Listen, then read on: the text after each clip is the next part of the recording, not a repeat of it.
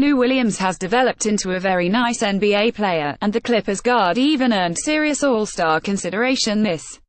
But he's still better known in many circles for simultaneously having two girlfriends who knew about each other and even shared time together with Williams, a fact immortalized in Drake's Six Man, which opens, "Boomin' out in South Gwinnett like Lou will, six man like Lou will, two girls and they get along like him, Lou like him Lou will, I just got the new deal." Lee Jenkins of Sports Illustrated. Life after Reese and Ashley would never be the same. "I hear about it every day," Williams laughs. "Every single day. More players do that than you know. I was just the first person to have it mentioned on a song." Williams is still seeing Reese, but is just friends with Ashley, dishing news that will undoubtedly level the league.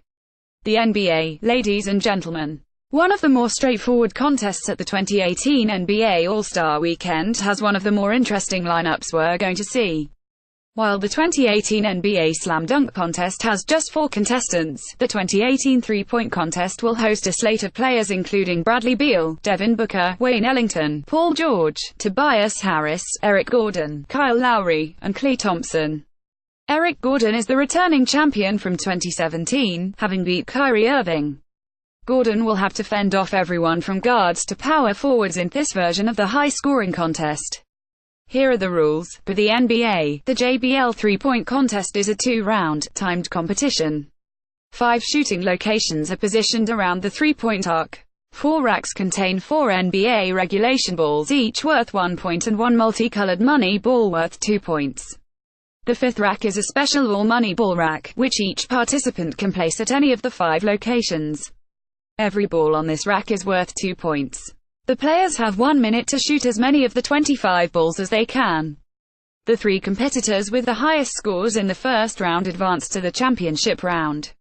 Perhaps the oddest part of the whole night will be the fact that Gordon has the lowest three-point percentage of the whole group. The Rockets wing is shooting 33.6% from the year, 4% worse than the next lowest contestant in Beal.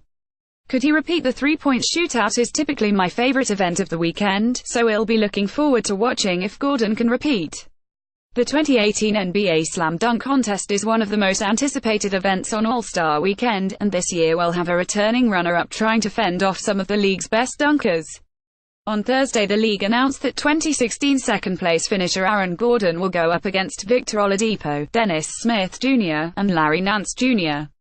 That's a small field of contestants, but no doubt the league is trying to cut back on downtime as fans have lagged in anticipation of the once-heralded event over the years. For the NBA, here are the rules. In the 2-round event, participants can perform any dunk they choose.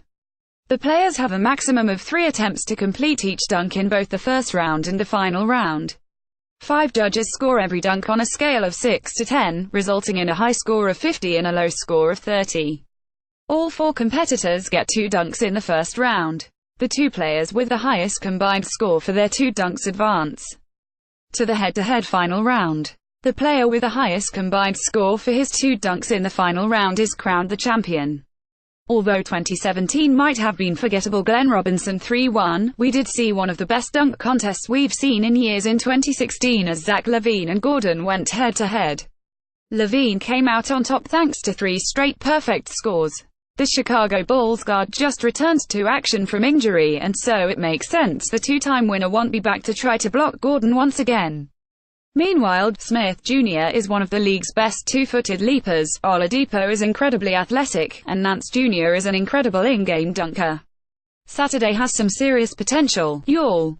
DeMarcus Cousins went down for but New Orleans is not throwing in the towel on the playoffs. First, they traded for Nikola Mirotic, agreeing to pick up his $12.5 million option for next, and in doing so moved Omer Asik, Tony Allen, and Jameer Nelson. That freed up a roster spot in New Orleans. Enter Greg Monroe. The former Bucks and Suns center was bought out in Phoenix and will be a free agent.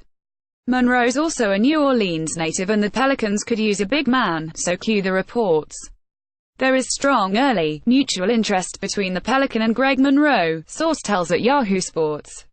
Monroe is a New Orleans native and Pels can offer significant playing time with Cousins out. Chris Mannix at Chris Mannix sees February 1, 2018 Pelicans gathering momentum in pursuit of Greg Monroe, including coach Alvin Gentry calling him to lay out chance to be starting center with Cousins' injury. Story on ESPN, https://t.co/Kulstri, Adrian Wojnarowski at WASP, February 1, 2018. The buzz around the league is this is all but a done deal. I don't know how much Monroe helps the Pelicans in the postseason, but he might help get them there, and HES as good a pickup as they can make this time of year. Monroe can provide some scoring inside, either starting alongside Anthony Davis so he doesn't have to play the 5. AD prefers to play the 4 with a second unit. Monroe doesn't provide any floor spacing or great defense, but for a team looking to fill in minutes along the front line with a solid player, he has a role. Our own Dan Feldman ran the numbers, and there are a couple of ways LeBron James could come to the Golden State Warriors next. 1. LeBron opts out of the $35.6 million he is owed next and signs with the Warriors for the veteran minimum. That's not happening. LeBron has said as much. 2. The Warriors trade one of Stephen Curry, Draymond Green, or Klay Thompson, almost certainly Thompson, plus Andre Iguodala and others back to Cleveland after LeBron opts in. The Warriors trade 2 of those big 3 somewhere else in a deal that clears the cap space. That is not happening. Either it'd go at 99.6% chance this is laughed out of the Warriors front office. Which is why I tend to agree with Kevin Durant when he was asked about the rumor. Durant did describe the idea as fertilizer from a male cow, and HES right, but he provided some conditions on it as he continued to speak. In this league, just like a couple years ago, me coming here, nobody would have thought that. It's part of me as a basketball player that's just like, let's just worry about basketball. Then on the other side, we know this is a business as well. LeBron in Golden State is not happening next summer. LeBron in Houston, stay tuned.